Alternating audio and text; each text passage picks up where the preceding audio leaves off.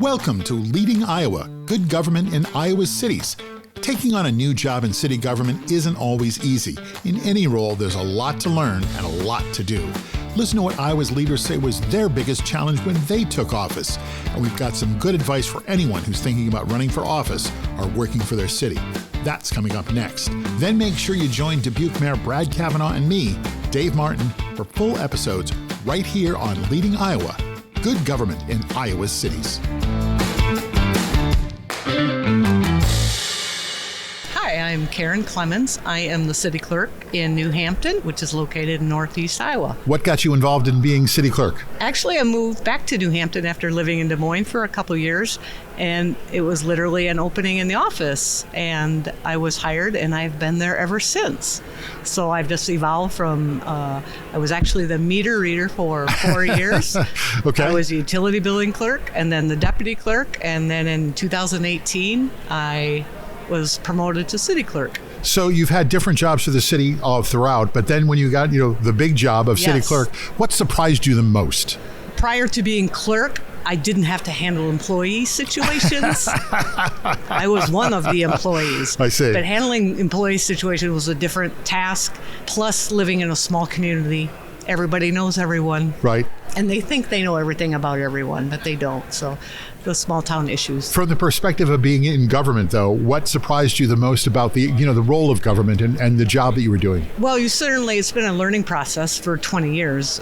There were things in 1995 I don't even know I didn't know. You need a building permit. You need a digging permit. You control so many things in the community that sometimes I get nervous about government overreach. We want to make a great community, a safe community, a community where people want to move to. But then I also don't want to overreach too much and let people live their lives as they would like. Okay. That's kind of deep, but... No, that's okay. So, you've had a bit of a career in public service. What would you tell someone who wanted to get into it? Just be prepared for comments all day long. Anywhere you go, they're going to know you're a government employee. Sometimes they take advantage of it. Most people show appreciation. Do you find it to be a noble profession? Yes, I think we are all of us people here at this are trying to do the best for the community with the resources we have. And for people to think the negative of that we're taking money, we're scamming them, we're cheating them, we're charging them too much property taxes, I think is completely unfair, because we all go through this process and we all have the same laws to follow, and we are truly trying to do the best we can. My name is Marc Elcock. I am representing currently city attorney for Woodburn and Lorimor here in the state of Iowa. And you're also a speaker here. What are you talking about today? We're at the conference for the Iowa League of Cities. Yes, today I had a chance to talk about whether or not attorneys should be working for cities, and if they do, what they can do for the cities. So the title of the presentation was "You Need a Good Attorney." You need a good attorney. Well, funny enough, we have a good attorney here with us. What surprised you most about being a city attorney, working for a city? And I guess the other question is, do cities need attorneys? Well, I'll start with that last one first. Absolutely, they need attorneys for everything. Many people think that city attorneys are just there for drafting ordinances and resolutions and things of that nature, but they're far more than that. As part of the presentation, we talked about the fact they're advisors and counselors, and if they get to know the city and what the city needs, they can help provide that from an objective point of view. So I do believe every city needs an attorney. And I understand cost is sometimes prohibitive for them because small cities can't afford them, but they can find a way to include them. What surprised me most, I think the diversity of the needs within cities. I've worked for small cities, mid-sized cities. There's a lot of diversity, but there's a lot of passion for the people who serve on the council, and especially the staff. They really love what it is they do, and I think that was what surprised me the most when I started working for them. What advice would you give a young attorney or a young person who was interested in becoming a city attorney or getting into city government? Is this a good place to be? Absolutely. I mean, they're as far as the kind of work, it never dries up. There's plenty of work. There's obviously a lot of cities, very passionate. And it's not just, you don't have to be a generalist. You can be a specialist as well. There are people who just do the bond work for cities. There are people who will who prosecute for cities. And so, there's all kinds of ways to get involved in city work.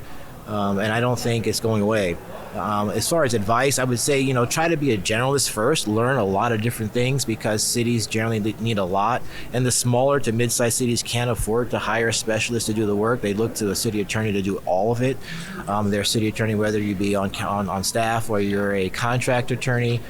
So I would say to try to be a generalist and then learn about the city, because the people you're working for are very passionate about it. And if you don't live there, they want to see that you care about them as well. Are you a generalist? I would say I started out as a generalist for sure. I had an interest in, I didn't even think I would do city work. I was more of a health law person, and doing a lot of juvenile work as well after that. I would say I'm a generalist, but now I've really been focusing on more of the mental health and criminal justice aspect, and more about crisis intervention, de-escalation. So how can we bring down the tone of some of the issues that people are dealing with, that conflict within the cities? So you have your work cut out for you right now. I would say so. I mean, if you honestly, you look at the news in the past, several years, and unfortunately the past several days, there's a lot of turmoil in this country, and I think, we do need to tone down a lot of the stuff. It starts with communication, and I think right now people struggle. Words matter, and, we call each other enemies instead of opponents, and I think that it changes how you look at someone. So there are young people that are seeing what's going on in government and thinking they don't want any part of it. What would you say to those people? I would say they're needed. They're absolutely needed, and their views and how they see the world. I mean, the government's going to impact what they can do in their future and what they can become. And I think a lot of the people who've been in the government now have been there for a long time. So seeing it through the eyes of young people is very helpful. And so absolutely get involved. Your voice is needed. Now that you've listened to Leading Iowa, Good Government in Iowa Cities, make sure you listen to The Good Government Show, another show from Valley Park Productions. On The Good Government Show, I talk with mayors, commissioners, and leaders from across government about what works. We talk about what government means and how we can get the best out of government. So join me right here where you're listening now to The Good Government Show.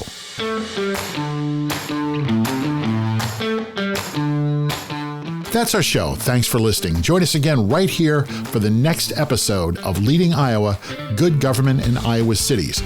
Make sure you like us and share us with your friends. Follow us on Facebook. Leading Iowa is a Valley Park production in association with the Iowa League of Cities.